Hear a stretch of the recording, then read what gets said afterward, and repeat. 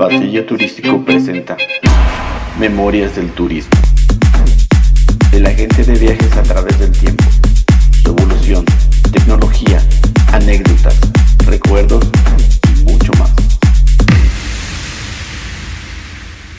Hola amigos, ¿cómo están? Bienvenidos a su cuarto programa ya de Memorias del Turismo. Y como lo prometido es deuda, esta vez les estaremos hablando de aviación.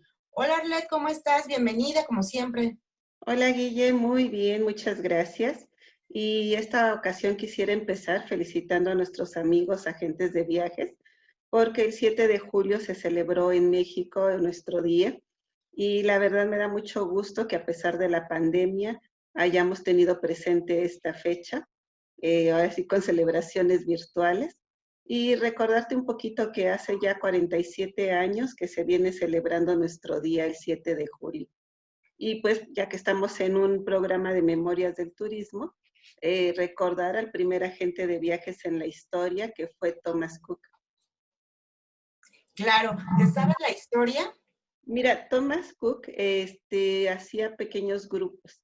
El primer grupo importante que hizo fue de alcohólicos anónimos que iban a una convención y fletó un vagón del tren para transportarlos. Entonces, por eso se le recuerda como el padre del turismo o como el primer agente de viajes en la historia. Nos dejó una muy buena herencia. Pues muy bien, pues sí, muchas felicidades a todos los agentes de viajes en su día.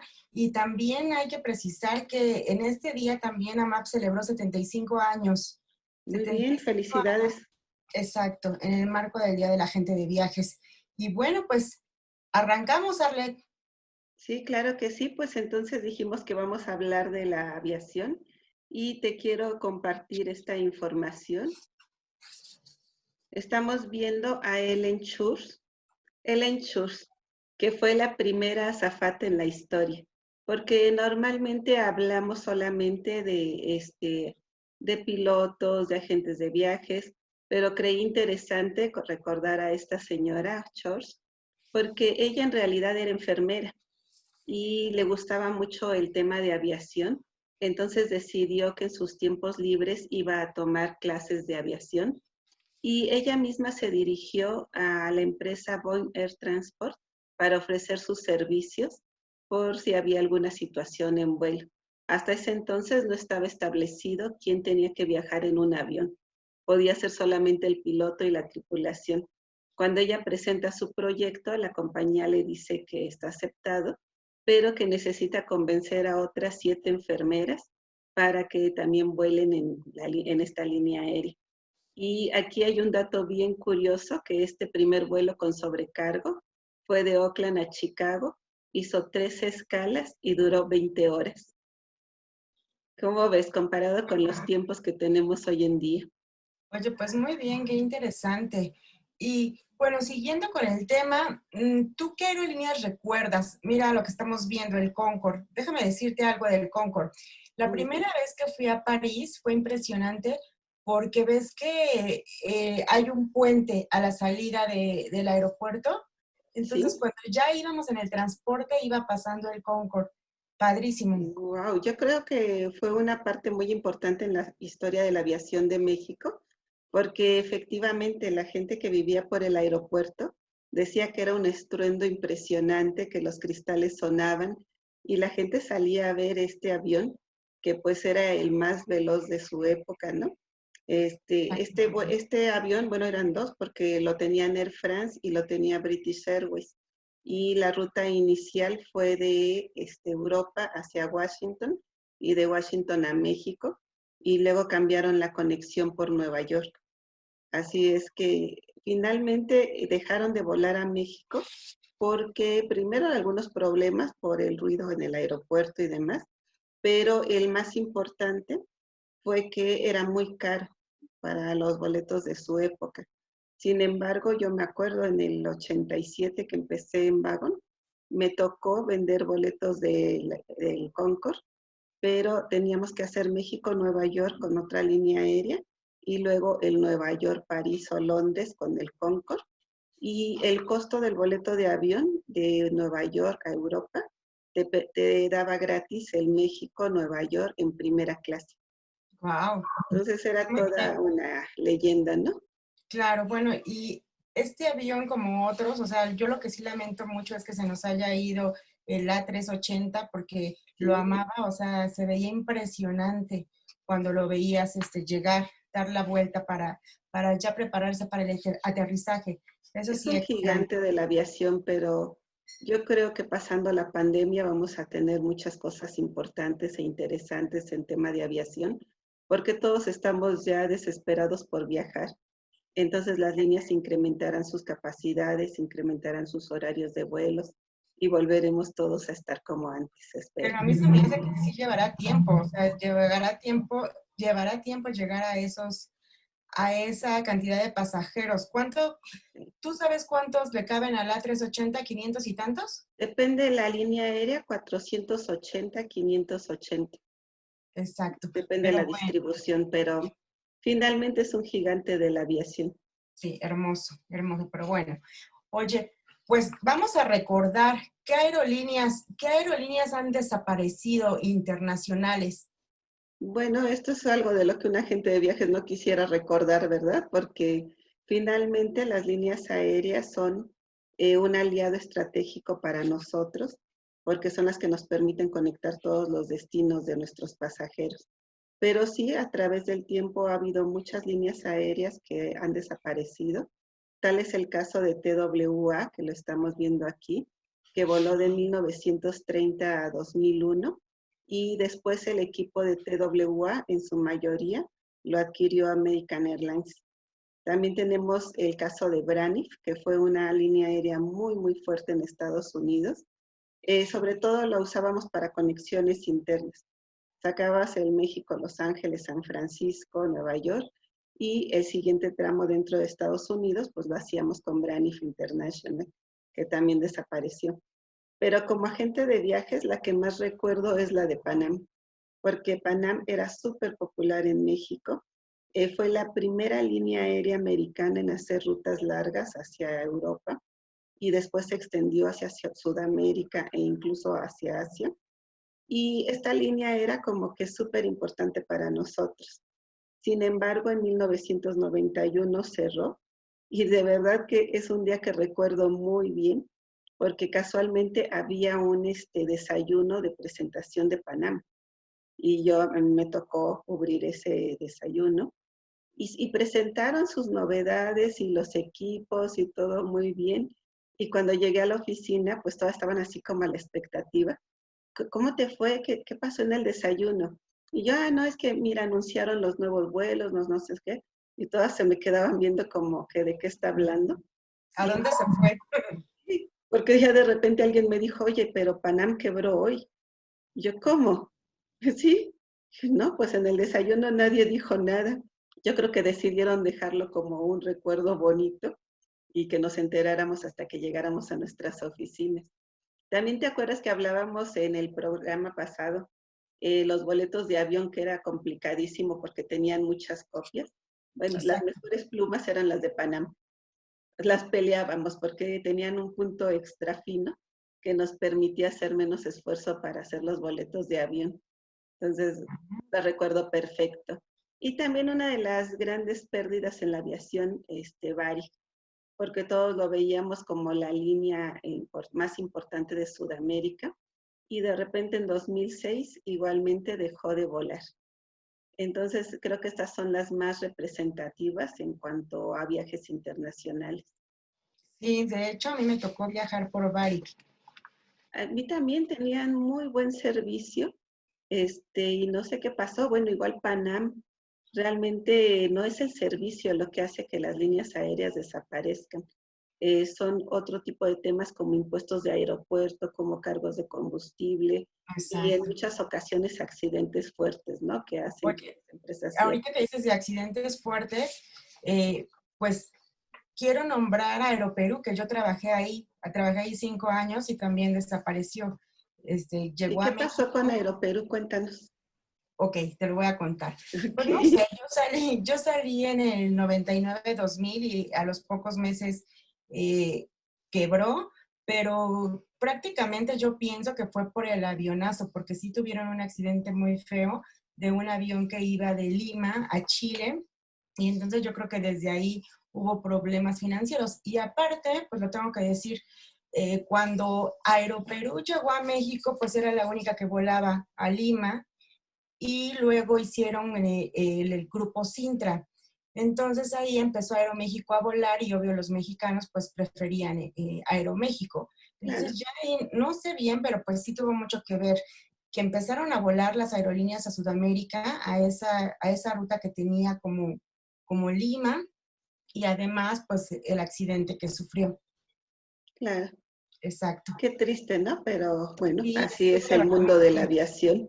Oye, y bueno, entramos ahorita a las nacionales, que la verdad veo Mexicana y me da mucha tristeza. ¿Tú qué recuerdas de Mexicana? Que ya lo decíamos la otra vez, los cursos, los aviones, bueno, todo era increíble. A mí me gustaba mucho esa aerolínea.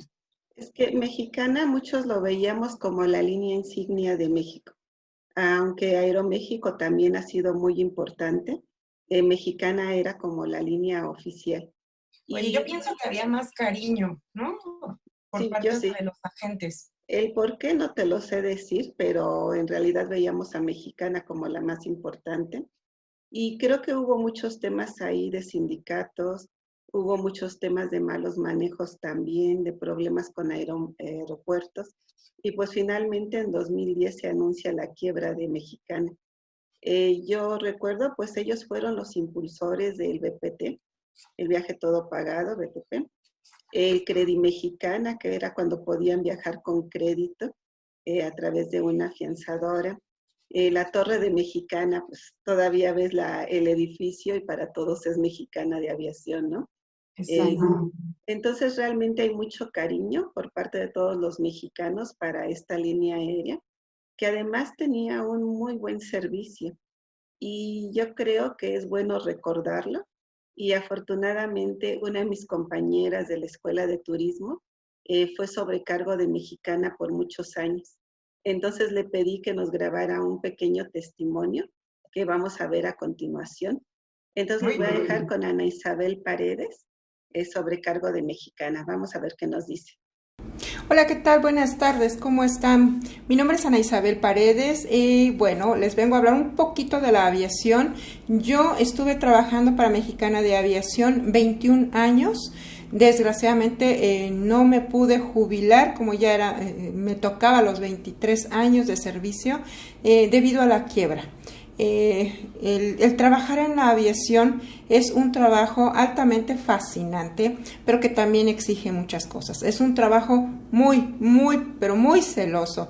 Generalmente no pasas los días de fiesta con tu familia porque es cuando tienes que ayudar, llevar a la gente a tomar sus vacaciones, a trasladarla para que puedan pasar una Navidad, un Año Nuevo con ellos.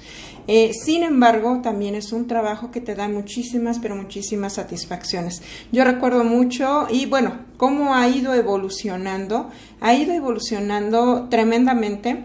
Recuerdo mucho cuando estaban, cuando yo entré a Mexicana, el servicio, wow, era un súper servicio. Recuerdo mucho que una vez subió unas personas, gerentes de Alaska Airlines, y estaban asombrados por todo el servicio que dábamos. Dábamos en vuelos internacionales, dábamos servicio de fromage, bueno, eran unas charolas así enormes, eran grandes, traía pastel, mantequilla, bueno, todo, y unos alimentos, eran pechugas cordon bleu, me acuerdo, había muchas veces a escoger hasta filete de pescado al tamarindo, y bueno, unos menús excelentes.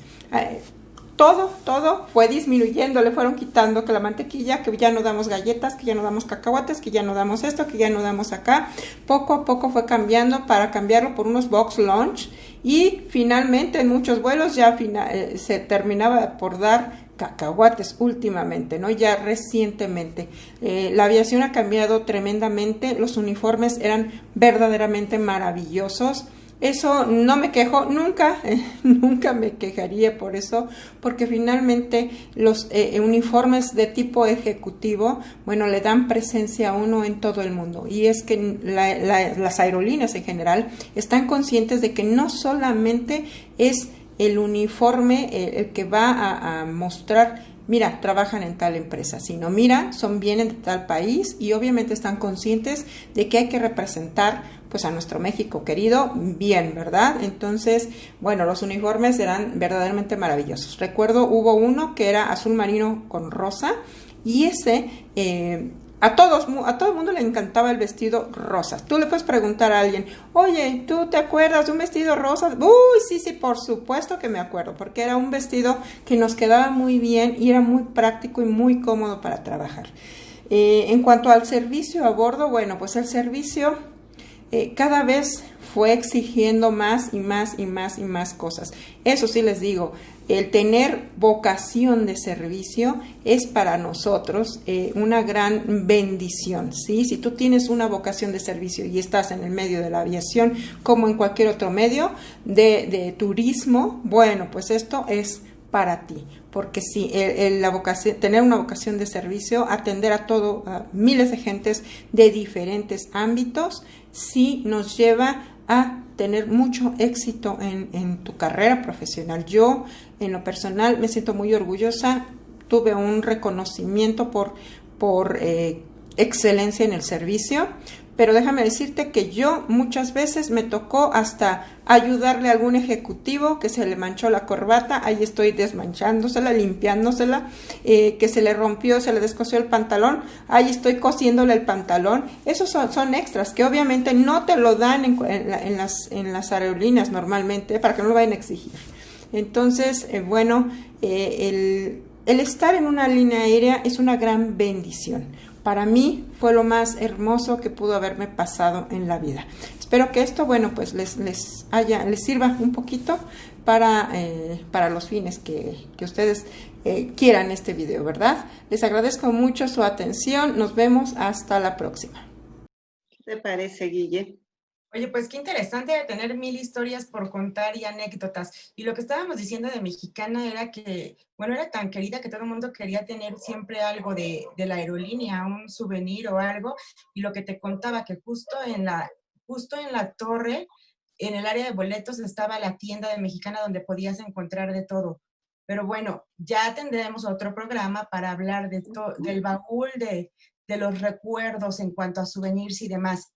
Oye, pero también déjame hacer hincapié en la importancia que tiene la tripulación de un vuelo, porque desgraciadamente mucha gente los percibe como que están para servirnos los alimentos y están para consentirnos. Y realmente es gente altamente capacitada en temas de emergencias, en temas de terrorismo, tienen muchos cursos de primeros auxilios. Es gente realmente preparada que habla otros idiomas y que puede marcar la diferencia en una línea aérea. Porque ya que estás a bordo, ¿en qué te fijas? En los asientos y en la tripulación. Si tú tienes un equipo no tan bueno, pero la tripulación es amable, se te queda. Yo, por ejemplo, recuerdo mi primer vuelo en business class fue con Lufthansa y me encantan los chocolates. Entonces, cuando sirvieron la comida, había un chocolatito en la charola. Y cuando íbamos a aterrizar, la sobrecargo se sienta enfrente de nosotros, ya para el aterrizaje, ¿no? Y la chica que iba junto de mí, pues nos pusimos a platicar con ella y todo. Y le dice, oye, aquí ella estaba fascinada con los chocolates de la comida. Y me dijo, ¿te gustaron? Y yo, sí, estaban muy ricos. ¿Dónde los puedo conseguir? Y me dijo, son suizos, si vas a estar por Suiza, pues los puedes conseguir. Perfecto. Y ya cuando íbamos a bajar del avión, ya cuando dices gracias, no sé qué, me dice, señora Sevilla, ¿me da un momento, por favor? Y yo, sí, claro. No, me dio una bolsota de como de 2 kilos de chocolates y me dijo, para usted.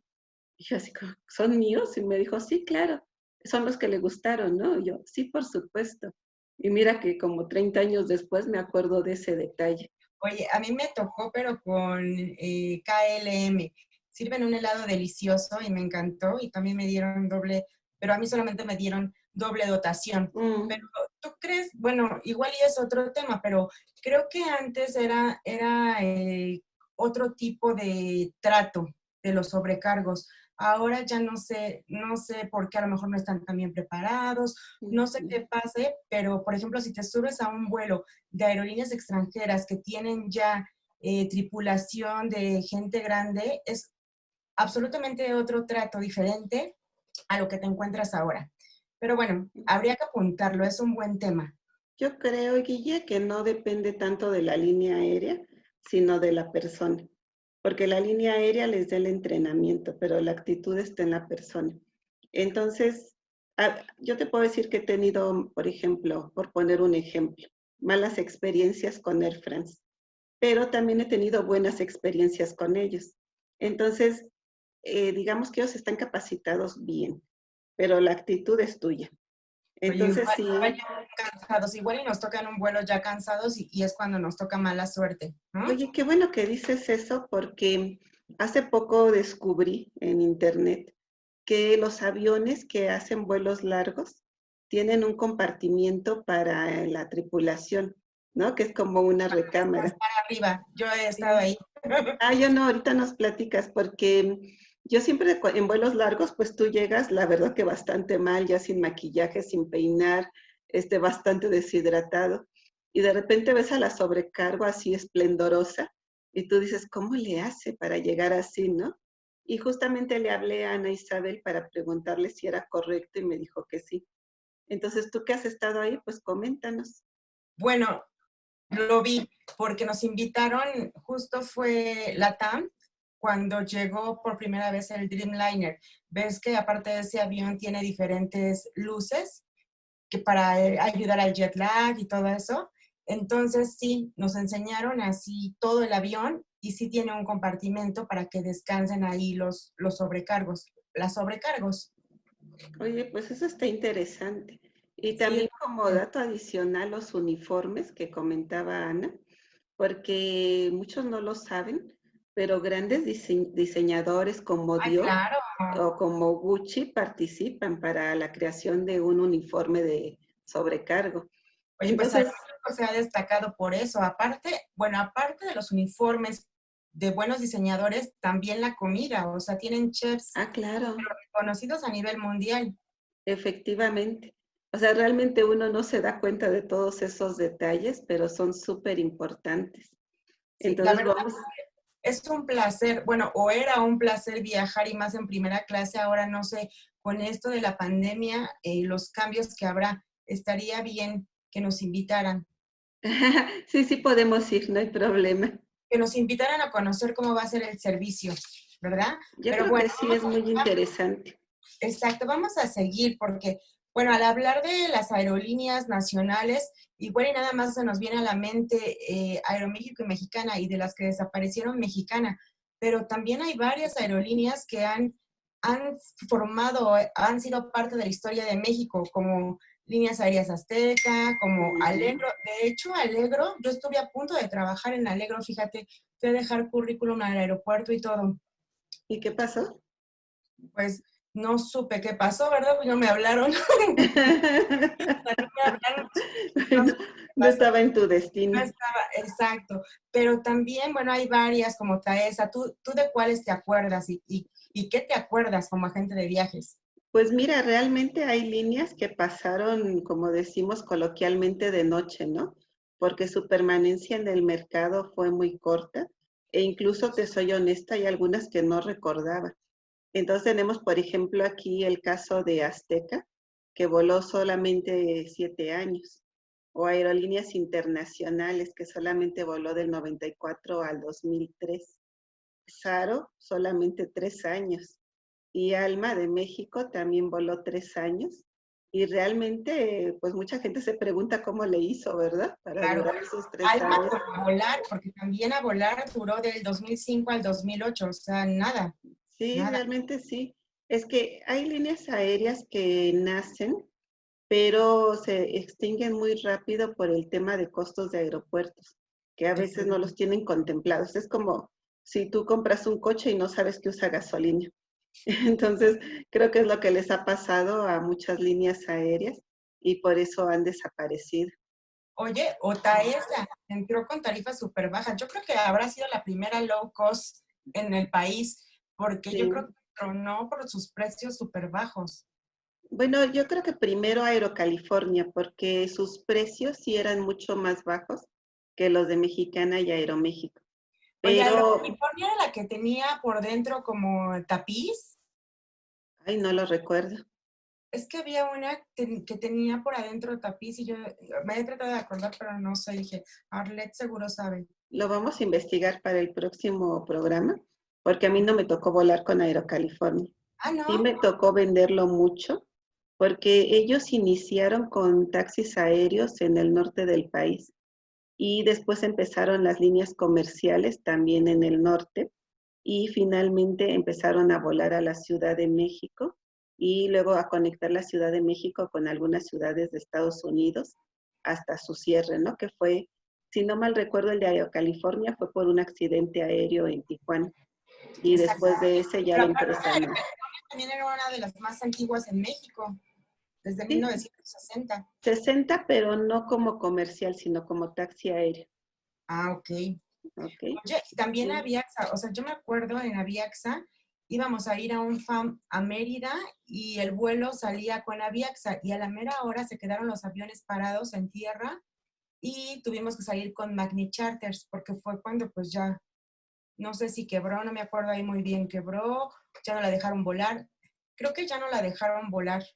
Sí, fue una suspensión porque a mí Aviaxa me tocó en el aeropuerto de Monterrey, después de hacer unas capacitaciones, y llegué al aeropuerto y ahí nos encontramos con la sorpresa de que el vuelo ya no iba a salir, ni ese día ni ninguno.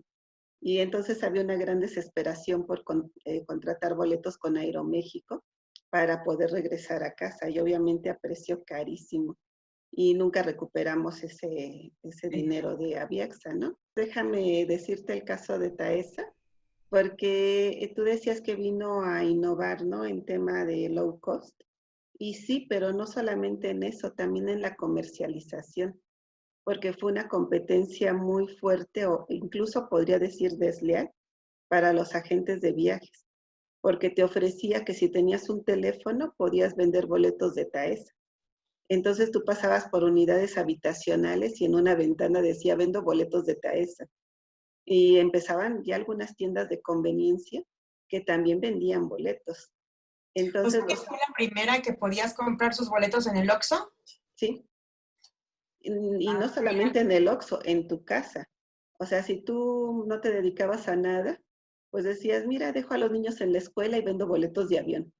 Y así se manejaba la línea aérea, ¿no? Entonces, también es una desgracia que haya desaparecido, pero realmente sí fue la primera que fue desleal. Bueno, pues mira, además de recordar estas líneas aéreas, me gustaría que viéramos el video de Jorge Luis Paz, que como sabes, él trabajó tanto en Interjet como Mexicana y tiene un testimonio muy interesante para nosotros. ¿Te parece si lo vemos? Bien, sí. No podemos hablar de la modernización de la industria de la aviación en México sin mencionar los esfuerzos que se hicieron en el año 2001 por Mexicana de Aviación. Mexicana de Aviación fue la primera aerolínea en América Latina en tener una página web donde se pudiera hacer una reservación de manera directa, es decir, con un inventario disponible en ese momento. Y dos, que tuviera la posibilidad de cerrar una transacción a través de una tarjeta de crédito. Estamos hablando casi de los inicios del comercio electrónico en México. En ese sentido, Mexicana de Aviación fue, yo creo, muy vanguardista y le permitió en ese momento pues, ponerse en los primeros lugares de la aviación mundial. También más adelante se pudieron integrar de manera pues muy importante para el tema de las ventas lo que eran los paquetes donde se integraban lo que es el avión más los hoteles, también la posibilidad de integrar lo que era el programa de lealtad en ese momento que se llamaba Frecuenta y que el usuario tuviera la experiencia de directamente en la página web poder hacer todo esto.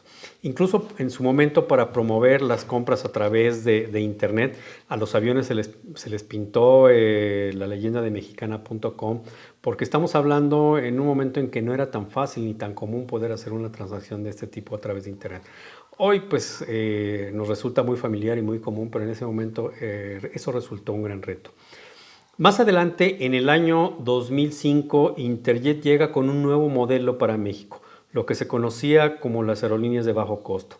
Sin embargo, el modelo de Interjet fue muy interesante porque, a pesar de que había reducido los costos de un boleto, también permitía dar un servicio de alta calidad a los pasajeros. Se abrió el espacio entre asientos, tenían un servicio de cortesía sin ningún cargo, entretenimiento a bordo, la posibilidad de ver el camino que estaba llevando el avión a través de las pantallas y los monitores que estaban enfrente de los asientos. Entonces ese modelo fue pues muy revolucionario porque por un lado tenían un buen costo y por otro lado se tenía pues un servicio de muy buena calidad. Obviamente se eliminaron lo que eran las clases, no había una clase preferencial, sino que se manejaba lo de un concepto de una sola clase en México. Creo que este tipo de cosas pues revolucionaron de manera muy importante lo que es la aviación en México, y lo más importante es que dio la posibilidad de que más mexicanos tuvieran la posibilidad de volar. Interesante, ¿no? Súper interesante, porque aparte él vivió toda esa transformación y el nacimiento fue parte fundamental en Mexicana del comercio electrónico. Y además ahorita que nos está también hablando de Interjet, él fue pionero cuando nació justo Interjet, que ahorita ya lo estamos viendo en la pantalla, que fue en el 2005 cuando nació Interjet y Volaris. Y además, bueno, también estamos viendo aquí a Aeromar que este año está cumpliendo 33 años, pero ¿tú qué recuerdas de este tiempo? Porque también Interjet y Volaris, y después, ¿no? Un año más, 2 años más, Viva llegó a revolucionar el mercado de aerolíneas de bajo costo, que al final todo el mundo pensaban que no querían a las agencias de viajes porque trabajaban más con el consumidor final, y fue cuando ya todo el boom que hacían las reservaciones ya por internet y demás. ¿Tú qué recuerdas? ¿Qué nos puedes contar de estas aerolíneas, de su nacimiento? ¿Cómo fue la relación con los agentes? Mira, Interjet es una línea aérea que a mí me gusta mucho, aunque actualmente tiene por ahí algunos problemas, pero para ser una low cost, en realidad tiene un muy buen servicio. Me gustan mucho los asientos de piel, me gusta la atención a bordo y tiene rutas aéreas muy interesantes. Claro. También creo que valdría la pena mencionar aquí a Magni Charter, porque ellos hicieron un cambio en México que podría haber venido a reemplazar el viaje todo pagado de Mexicana o el gran plan de Aeroméxico, ¿no? Porque están más en la categoría agencia de viajes, pero tienen sus propios vuelos, ¿no? Sus vuelos charter, principalmente a playas en México. Entonces yo creo que Magni Charter revolucionó en 1995 la forma de vender los destinos nacionales. Y Viva Aerobús, pues yo creo que este es el ejemplo más claro de una low cost. Aquí sí Para viene mí el es la concepto. única low cost, porque déjame interrumpirte, Interjet nació como una low cost, pero al final yo creo que nunca ha sido una low cost, o sea, ni en cuanto a precios, y luego ya no se vendía como low cost, se vendía como aerolínea de alta eficiencia. Entonces, para mí, no creo que Interjet sea una low cost. Y en cambio, Viva Aerobús yo creo que sí, porque era lo que decíamos, o sea, llegó con precios más baratos que lo que te costaba la misma ruta en un autobús.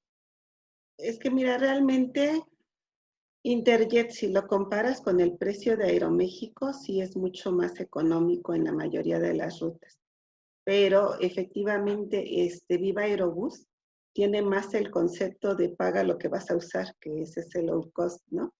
A mí la verdad me sorprendió mucho, no he volado con Viva Aerobús, pero en alguna ocasión estaba en el aeropuerto esperando justamente un vuelo de Interjet y me llamó la atención que dijeron, los que quieran subir primero al avión por 150 pesos, súbanse. Y ahora los que quieran subir por 100 pesos. Y ahora los que quieran por 50. Y después todos los pasajeros son bienvenidos a bordo, ¿no? Es que Eso yo nunca lo había visto. déjame contarte que cuando nació Viva Aerobús, te tenías que subir al avión y no había reserva de asiento. O sea, te subías, ibas con la familia, pues ojalá les tocara juntos, si no, no importaba. Y ahí tengo una anécdota, que justo en un cumpleaños que me fui a celebrarlo a Puerto Vallarta, el vuelo tenía que salir a las 8, pero como empezaba y eran esos vuelos que nada más había uno al día, o sea, salió hasta las 8 de la noche, no me acuerdo a qué horas, pero bueno, llegué antes de las 12 a celebrar mi cumpleaños, pero sí era complicado y después ya empezaron a poner sus colores y a cobrar por quién entraba primero al avión a escoger los asientos, que es lo que te Exacto. cuentas, que fue Sí. un caos. Pero ahorita o sea, yo sí he volado varias veces con la aerolínea y ahorita a mí se me hace muy buen servicio. O sea, yo no tengo ningún problema con Viva Aerobús. Habrá que probarlo. ¿Sabes Es- qué? También recordé Aeroméxico Connect, que era filial de Aeroméxico y hacía rutas pequeñas. Pero qué susto, porque yo lo usé para volar, si no mal recuerdo, de Monterrey a Torreón en un viaje de trabajo. Y cuando vi el mini avión que parecía mosquito, bueno, ya no me quería subir. Y Oye, sí, cuando, son complicados, pero está padre. Pero yo no sé si has sí, viajado con Aeromar. O sea, la primera vez que viajé con Aeromar, y creo que yo no lo debo de decir, pero sí me apaniqué. Porque decía, ¿qué es esto? O sea, ves el avión y dices, no, no puede ser, me voy a matar aquí, pero no. Son muy seguros, me encantan esos aviones. Y aparte, no, pero es muy diferente porque los de Aeroméxico eran como chiquititos. avionetas. De hecho, yo me acuerdo, creo que eran 6 lugares nada más. Y yo tenía, por decirte algo, el 1A. Y me subí agachado, o sea, yo mido 1,53 y no cabía parada en el avión. Y mi asiento estaba ocupado. Entonces yo le digo al señor, perdón, pero este asiento es mío. Me dijo, no, aquí es como caiga. Y yo así como que dije, ¿cómo? Entonces me senté en otro asiento y cuando ahí también agachada pasó la sobrecarga, le dije, oiga, mi asiento era aquel. Me dijo, no, aquí es igual, o sea, En ya tiene serio. asiento, ¿verdad? Y yo no, pues sí. Y Bueno, realmente uno no estaba acostumbrado a eso. Pero en claro, el caso de Aeroméxico usan los ATR, que dicho por expertos, por pilotos, son los aviones más seguros, exacto. porque estos pueden planear en caso de una emergencia. Oye, pero eso Entonces, no le quita que se sienta horrible. O sea, como es bueno, chiquito, sí se siente horrible, pero bueno, sí son seguros. pero Igual que no te caes, que es lo Palomar. importante. Exacto, exacto, Y no me pagó nada Aeromar por decir esto, ¿eh? Pero realmente son aviones muy, muy seguros. exacto. Oye, antes de pasar a nuestro siguiente video con Francisco Caballero, te quería comentar que de hecho Interjet salía desde Toluca. ¿Es verdad? Y O sea, Volaris también. exacto, no empezaron aquí en el aeropuerto de la Ciudad de México hasta, bueno, que ya consiguieron slots y todo, pero todos los vuelos salían desde Toluca. Y Ujú. yo me acuerdo perfecto porque íbamos muy seguido para la inauguración de las nuevas rutas y el aeropuerto era horrible, o sea, la cafetería estaba afuera, apenas estaba en construcción, entonces sí le batallaron mucho para lograr componer ese aeropuerto. Realmente sí. Estábamos todos acostumbrados a salir siempre del aeropuerto de la Ciudad de México y eso fue como muy, muy raro para la mayoría. Oye, Quizás pero la gente que vive en Santa Fe, en Lomas, pues les queda perfecto, ¿no? exacto, pero, o sea, no era complicado porque aparte ellos pusieron su transporte terrestre y salían de diferentes puntos, como ¿Mm? Polanco, World Trade Center y así, y nada más pagabas cierta cantidad y ya te llevaban muy cómodo. Primero Volaris tenía en Santa Fe y de ahí salías autobús. Y bueno, Interjet sí tenía en varios lados. Oye, y me acuerdo, te voy a contar una anécdota que me da mucha pena y A me voy ver. a poner roja otra vez. Oye, es la de Peña Nieto. Era de Peña Nieto, justo, Y sí. cuéntala, cuéntala. Cuando Peña Nieto era gobernador del Estado de México y cuando apenas se iba a casar con la gaviota, que todas las señoras lo amaban, o sea, lo veían y wow, lo veían guapísimo. Entonces había muchas ceremonias para las nuevas rutas que estaban saliendo de Interjet. Entonces en una de esas, pues fuimos. Ay, voy yo con mi cámara, estoy esperando la foto y va pasando Peña Nieto y yo gritando como desesperada, Peña, Peña, para que volteara para la foto. Entonces se acerca Peña, me jala y me planta tremendo beso y me quedé con la cámara. Todos mis compañeros me hicieron mucha burla, bueno, pero yo me quedé con beso pero sin foto. Bueno, pero es una buena anécdota. Exacto, eso estuvo muy chistoso, aunque me regañaron porque no llegó la foto, pero bueno, llegué con beso. Algunas te envidiarán. Pues ¿Te, ahorita no creo, en ese tiempo sí, pero yo creo que ahorita no. Yo creo que no. ¿Te parece si vamos a ver a Francisco qué tiene que decirnos? Ok, Mi atracción fatal hacia la aviación comenzó más o menos a los 7 años de edad. En algunos fines de semana íbamos de visita a la casa de la tía José, que vivía en la Jardín Balbuena, y yo le pedía que me llevara a ver aterrizajes y despegues de la Fuerza Aérea Mexicana en los llanos de ahí enfrente. Después me pude subir finalmente a un avión, la cafetería del Wings en el DC-4 que estaba ahí enfrente de la terminal.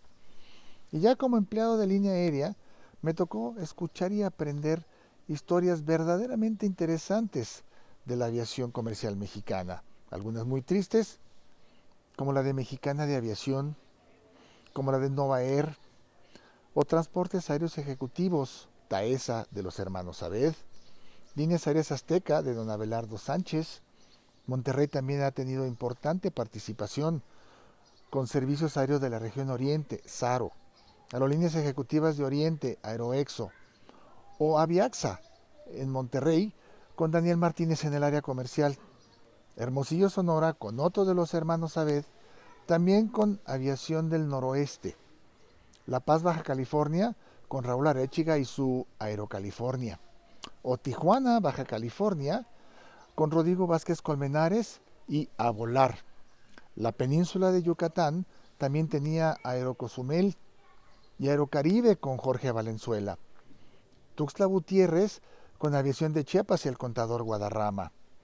El Capitán Martínez en Aerolíneas Internacionales de Cuernavaca.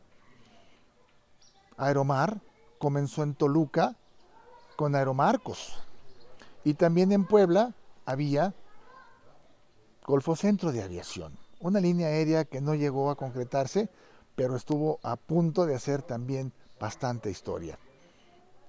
La aviación mexicana también ha tenido participación internacional, pero esa es otra historia. Gracias por tu atención. Quédate en casa. Oye, de verdad, ¿eh? Se ve que Francisco es un profesional de la aviación, te porque digo, recuerda nombres y todo, y y recordó algunas líneas aéreas que nosotras no habíamos mencionado, como exacto. Aerocaribe. Y yo me acuerdo, por ejemplo, Aerocaribe cubría rutas en el sureste, rutas cortas, y una vez yo estuve en Tuxtla Gutiérrez y tenía que volar a Oaxaca con Aerocaribe. Y entonces estaba trabajando en mi laptop en la sala de abordaje y de repente dicen, el vuelo de Aerocaribe 1604 con destino a Oaxaca se les pide abordar. Y entonces pues yo volteo a apagar la computadora y de repente hago así y no veo a nadie formado, ¿no? Y yo así como que, ¿no era mi vuelo el que salía?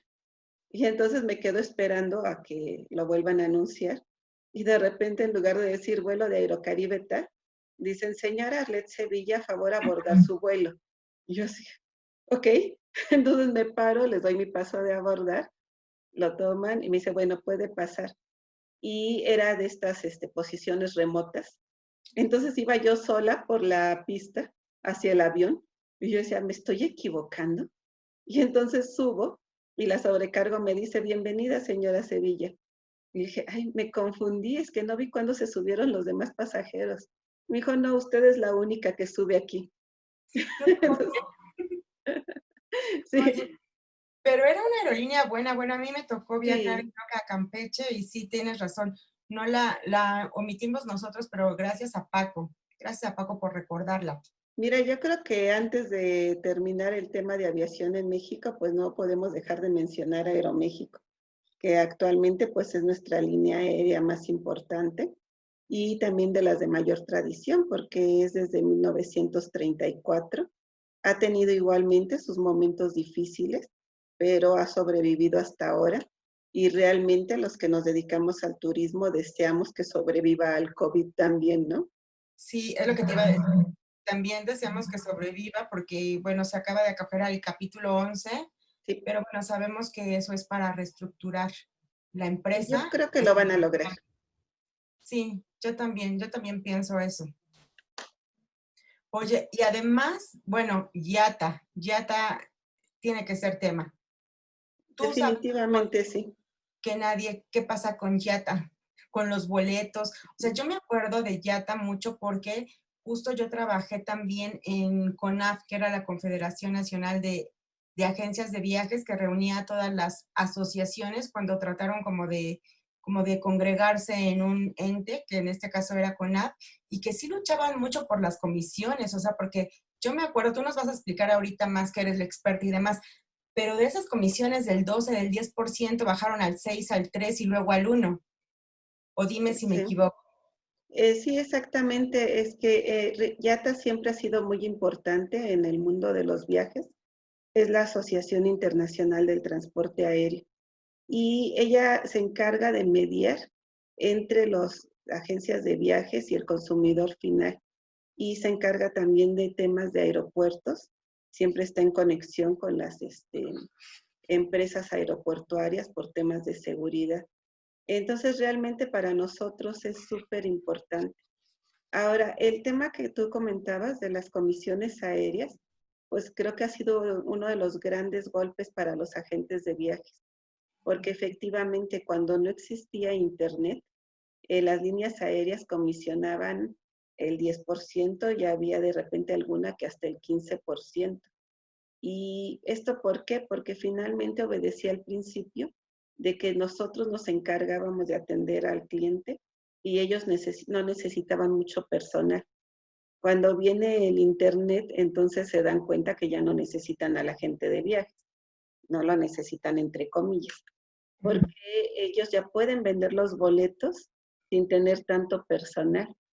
Pues yo me acuerdo que incluso yo trabajaba en una agencia de viajes en Satélite, Turismo Janssen, y nos llegó una convocatoria de que teníamos que irnos a formar a la oficina de Mexicana para pedir información, porque era una manera de presionar y de demostrar que necesitaban gente que atendiera, que vendiera boletos, que tuviera conocimiento.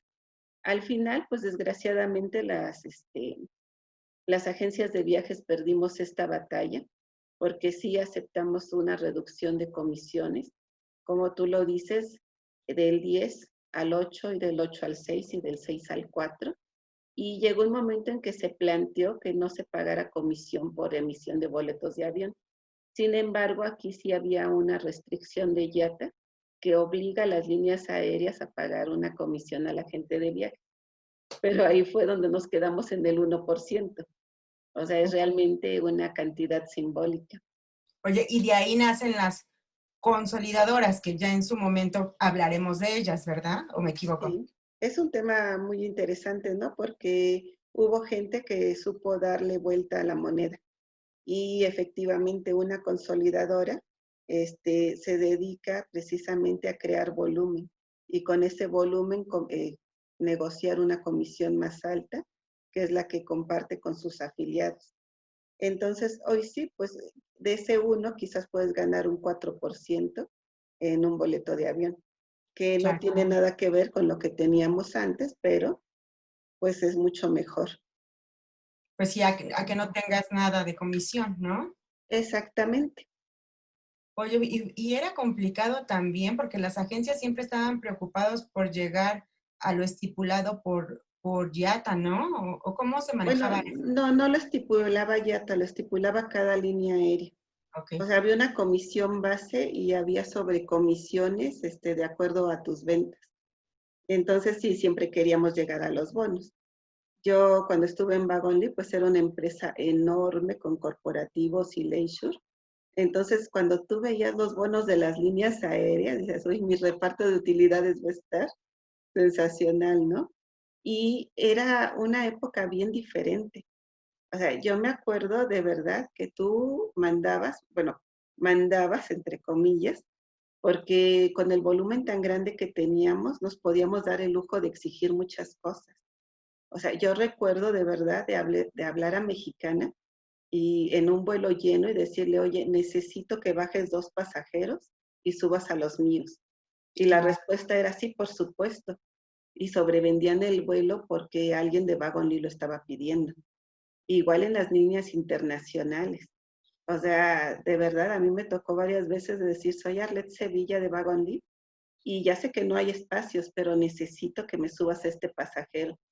Y de ahí pasamos al, serás quien seas, pero no, ¿eh? No, no te lo puedo sobrevender. Exacto. Pero ahora se quedaron con sus tarifas netas. ¿Todavía existen las tarifas netas para algunas operadoras?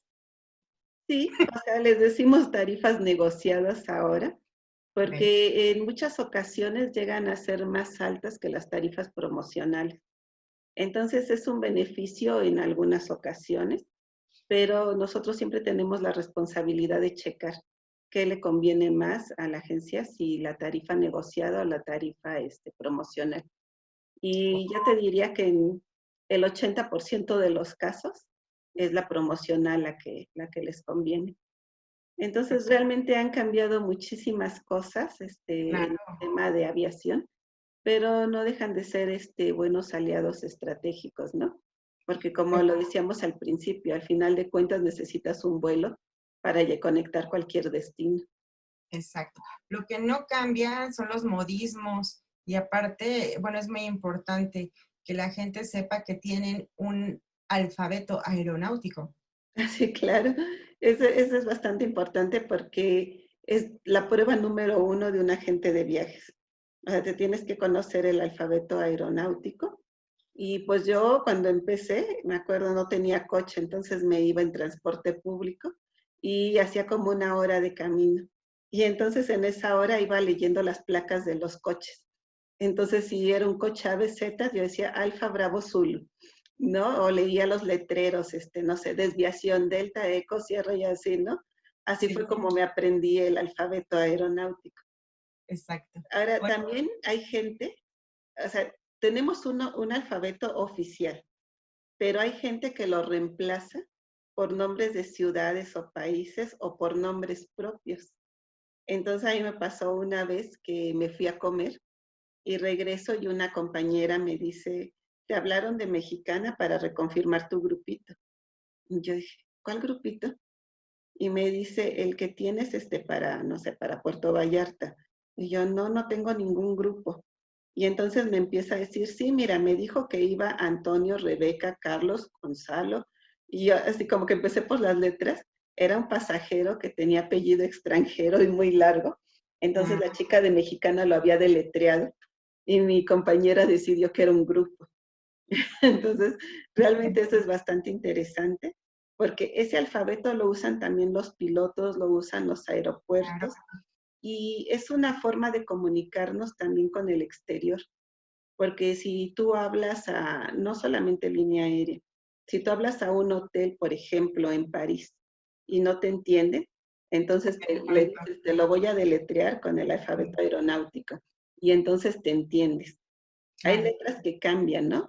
Como la C, Charlie, ¿no? Charlie y Coca. Charlie y Coca. Ajá, Ujú. Xochimilco que nosotros usamos y a nivel internacional es extra. Extra. Ajá. Ujú. Entonces realmente son pocas las variaciones, pero si no te acuerdas la puedes reemplazar, Claro. ¿no? O sea, si a mí Luego se me pasa lo olvida. que te pasó a ti de los nombres. Sí, sí. Oye, y además del alfabeto también había muchas palabras que utilizabas, como lo que decíamos de cancelar voy y así, varias palabras pues que las utilizabas, ¿no? De hecho, qué bueno que lo mencionas porque en el programa pasado, fue Francisco que mencionó las PTAs, que Ah, nosotros no habíamos dicho. Entonces alguien me dijo, oye, ¿qué era eso de la PTA? ¿Te acuerdas? Que era el Prepaid Ticket Advance. y que Que era quería, complicado pagarlo, era para que pagaras en un país y volaran en otro, ¿no? en país o ciudad, porque también podría ser que lo pagaras en México y se lo entregaran a alguien en Monterrey. O como tú dices, que lo pagaras en México y se lo entregaran a alguien en París. Era un Exacto. prepago, que ya hoy día no se usa porque tú entras a internet o a un globalizador, pagas el boleto y como es electrónico, lo descargas en cualquier computadora del mundo. Pero antes no había y se tenía que ir en la valija. Sí, de hecho sí. Y también Exacto, hay otra palabra que tú mencionaste y no aclaramos, que es add-on.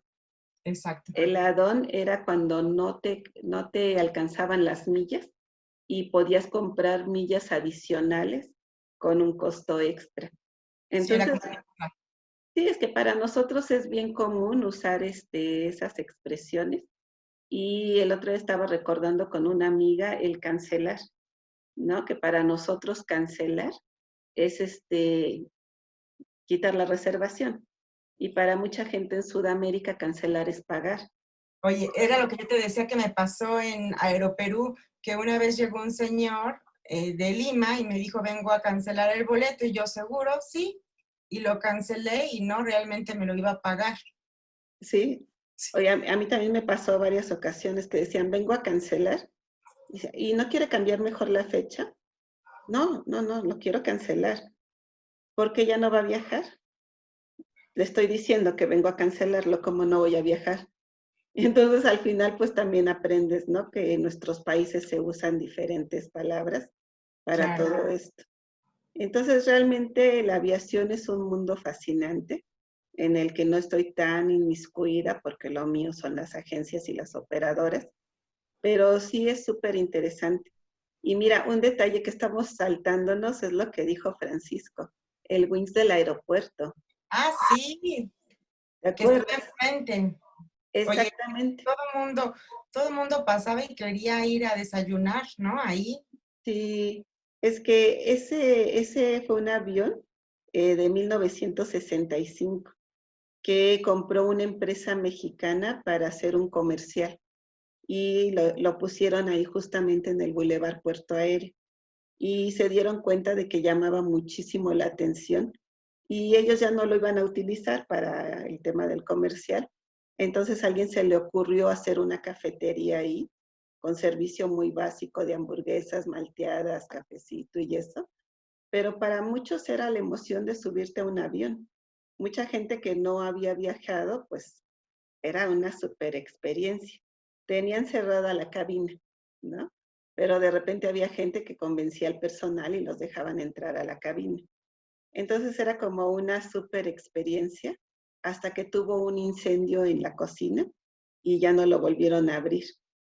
Pero sí fue algo icónico de la aviación en México. Claro, sí se veía muy padre cuando pasabas por ahí.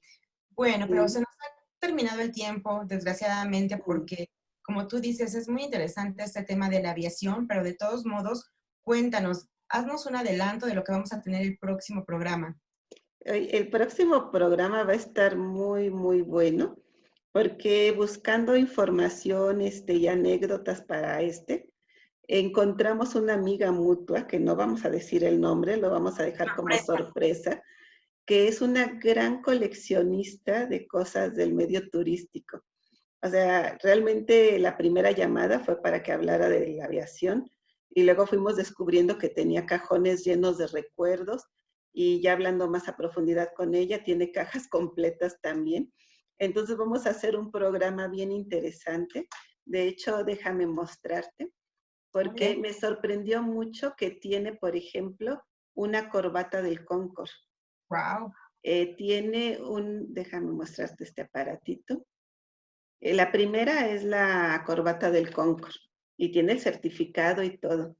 Y lo segundo es una colección de llaves de hoteles. Llaves de hotel. Sí, ya le dije que después del programa la van a empezar a buscar de los hoteles para que las devuelva. Pero bueno, es su colección. Y el tercero, que yo ni idea tenía, me dice que es una brújula que señala hacia la Meca y la compró en Egipto. Entonces es para que sepas hacia dónde te tienes que dirigir a la hora del rezo, porque ya ves que siempre tienen que estar dirigidos hacia la Meca. Entonces, estas son algunas de las curiosidades que tiene en su casa. Entonces, prácticamente te estoy invitando a ir a saltarla para Claro. ver qué tiene y para que nos platique cómo llegó cada objeto a sus manos. Entonces, yo creo que va a ser bien interesante porque yo llegué a tener colecciones de cosas. Por ejemplo, tenía una muy buena de cerillos, pero luego, como pasó de moda el tema de los cerillos, pues los empecé a usar hasta que desapareció la colección. Después llaveros, después platos. Tienes aviones de escala, a escala, Sí, tienes aviones. sí tiene. Yo tengo, ay, de veras, hoy iba a poner mis aviones hasta como escenografía y no los puse. Pero bueno, ella tiene aviones más grandes que los que yo tengo aquí en casa y nos los va a mostrar. Y vamos a ver si encontramos otro coleccionista. Entonces, si alguien tiene curiosidades como ella, pues que nos contacten esta semana y vamos a hacer el programa. Pues se nos ha terminado el tiempo. Nos vemos la próxima semana. Gracias, amigos, por escucharnos y vernos en este su programa Memorias del Turismo de Pasillo Turístico. Gracias, Arlet. Muchas gracias. Hasta la próxima.